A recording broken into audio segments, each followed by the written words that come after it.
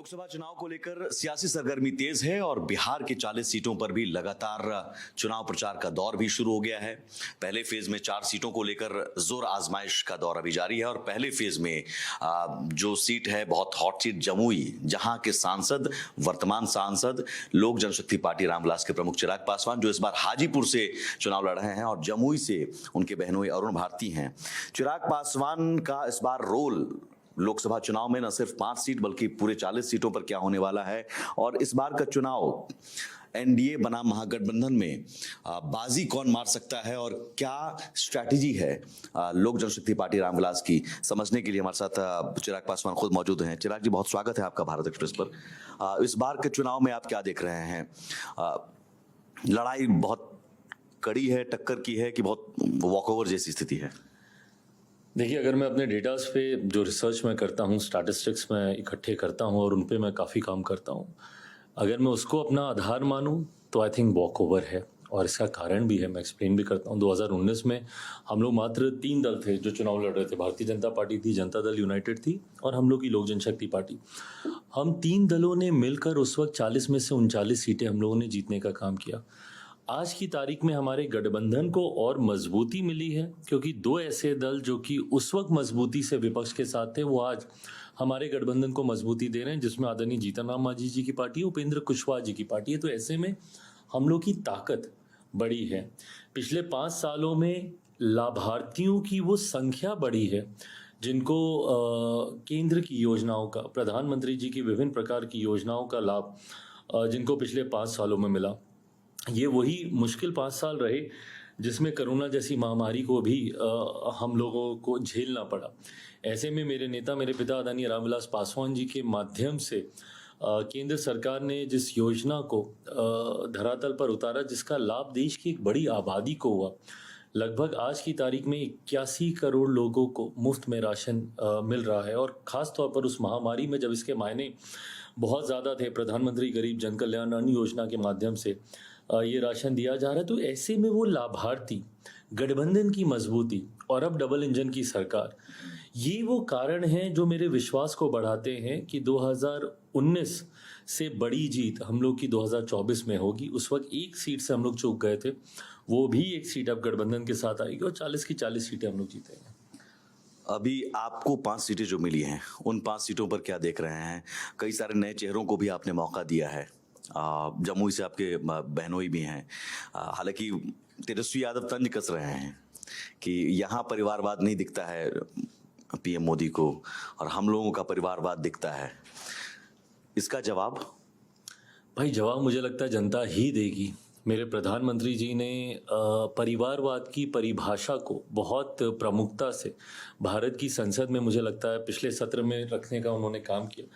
जब उन्होंने इस बात को बताया कि परिवारवाद, और मैं भी मानता हूँ ये, कि जस्ट बाय द वर्च्यू कि आप किसी फैमिली से आते हैं और आप में वो काबिलियत है, वो पोटेंशियल है और तब भी आपको मौका नहीं मिले, ये गलत है। मैं मानता हूँ किसी बड़े व्यक्तित्व का सुपुत्री या सुपुत्री होना आपका सौभाग्य हो सकता है, आपकी काबिलियत नहीं। सौभाग्य से आपको मौका मिल सकता है, बट आपकी काबिलियत ही आपको विजय रथ पर आगे लेकर जाती है, आपको अपनी मंजिल तक पहुँचाने का काम करती है। प्रधानमंत्री, राष्ट्रपति के बच्चों के नाम हम लोग को नहीं पता होते।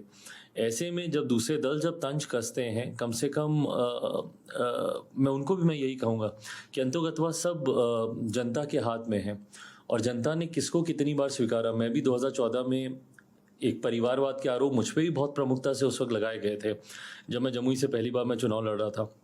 बट 2014 से बड़ी जीत मेरी 2019 में हुई। उन 5 सालों में अगर मैं कार्य नहीं करता, मैंने काम नहीं किया होता, तो जिस 85,000 के मार्जिन से मैं जीता था, वो मार्जिन 2.5 लाख से ज़्यादा का नहीं होता। ऐसे में कई और बड़े परिवारों के सदस्य उस वक्त भी चुनाव लड़े थे, उसके बाद भी चुनाव लड़े, पर वो तब भी हारे थे, पिछली बार भी हारे थे और इस बार मुझे नहीं पता कि परिणाम क्या होंगे। बट हाँ, जनता का विश्वास आप तभी जीत सकते हैं जब जनता के बीच उस ईमानदारी से, अपने विजन के साथ, अपनी सोच के साथ, ना सिर्फ इसलिए कि आप एक परिवार से आते हैं, बट जब आप अपनी सोच के साथ आप जाते हैं तो जनता ज़रूर आपको स्वीकारती है। जमुई में जनता का प्यार मिला आपको और हाजीपुर में पिता की विरासत है। दोनों में से किसी एक को आप चुनना था, हाजीपुर आपने चुना, लेकिन जमुई की जनता का प्यार भी है। ये एक इमोशनल थोड़ा है कनेक्ट कि जमुई की जनता का प्यार है, हम उसे छोड़कर हाजीपुर जा रहे हैं क्योंकि पिता की विरासत भी है, दोनों के बीच बैलेंस कैसे है? और अरुण भारती जी को आपने मौका दिया है। भाई बिल्कुल, ये निर्णय कतई आसान नहीं था।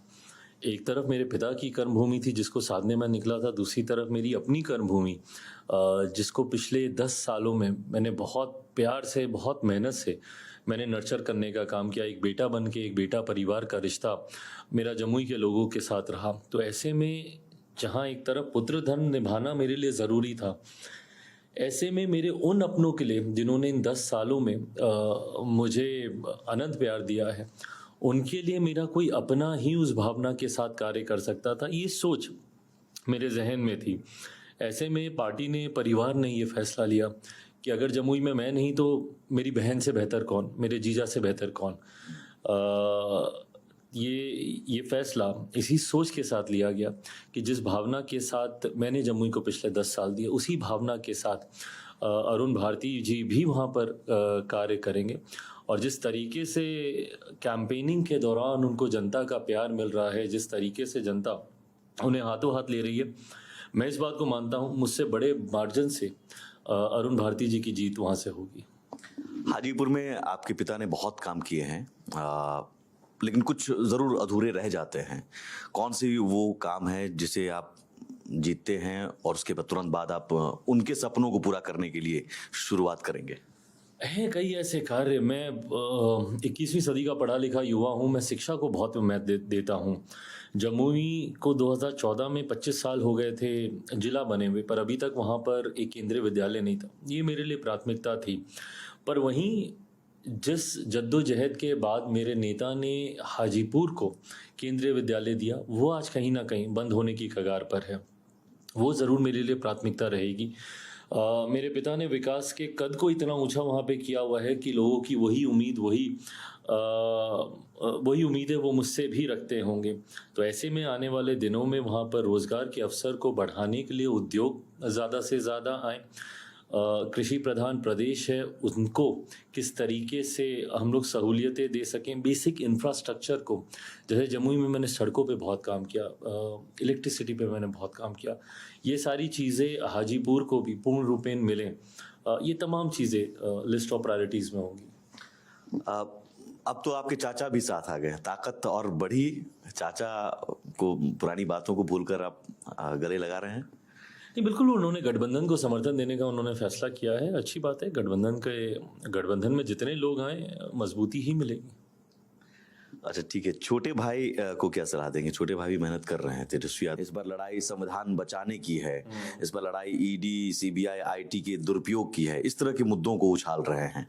और रोजगार, बेरोजगारी की बात, ये मेहनत उन्होंने 14 में भी की थी, 19 में भी की थी।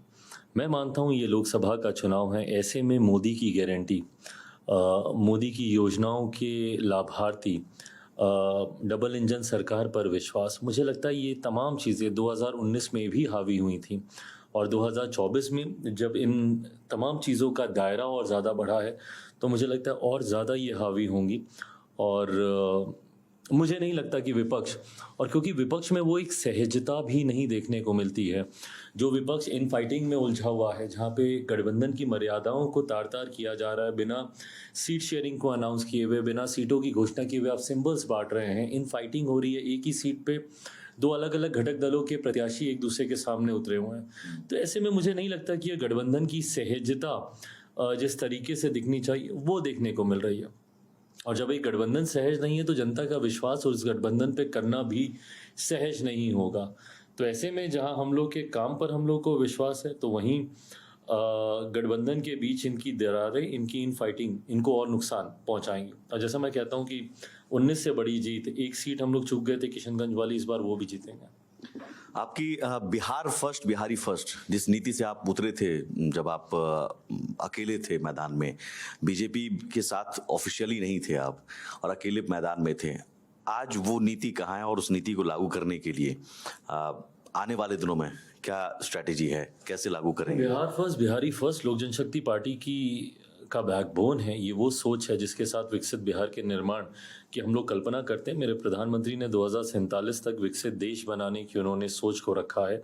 ऐसे में वो तभी संभव है जब देश का हर एक राज्य विकसित राज्यों की श्रेणी में आए। ऐसे में बिहार पर अभी काफ़ी कार्य करना बाकी है। सबसे बड़ा बिहार में पलायन को रोकना ज़रूरी है। जिस तरीके से आज भी मेरे युवा दूसरे प्रदेश जाते हैं शिक्षा के लिए, रोजगार के लिए, मेरे बच्चे आज भी कोटा जाते हैं पढ़ने के लिए, जबकि वहाँ पे पढ़ने वाला बिहारी, पढ़ाने वाला बिहारी, अधिकांश शैक्षिक संस्थानों के मालिक वहाँ पे बिहारी, पर व्यवस्था राजस्थानी। ये व्यवस्था जब तक भागलपुर में, दरभंगा में, मुजफ्फरपुर में, पटना में जब तक ऐसे एजुकेशनल हब्स नहीं बनेंगे तो ये ब्रेन ड्रेन भी हो रहा है और साथ में जितना पैसा दूसरे राज्यों में जा रहा है वो अपने राज्य में कैसे रिटेन कर सकें, इन तमाम चीज़ों पर कार्य करने की ज़रूरत है। कृषि प्रधान प्रदेश है, बट सिंचाई की समस्या का एक परमानेंट सोल्यूशन हम लोग को निकालना होगा। बाढ़ सुखाड़ की समस्या का सोल्यूशन निकालना होगा। Bihar first, Bihari first, interlinking of the reverse की बात करता है, नदियों को जोड़ने की योजना की हम लोग बात करते हैं।